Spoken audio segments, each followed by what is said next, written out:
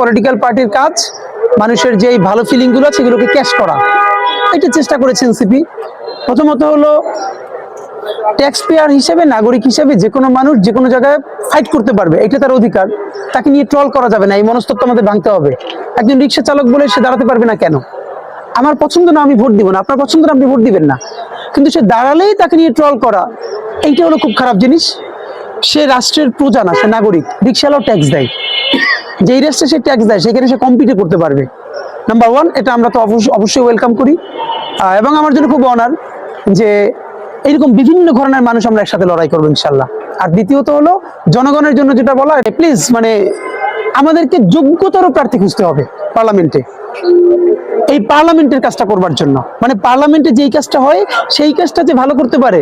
আপনি আপনার বাড়িতে যে বিয়ের অনুষ্ঠানে কাচ্চি রান্না করার জন্য আপনি নিশ্চয়ই যে ভালো খুব গাইতে পারে তারে দাওয়াত দিবেন না।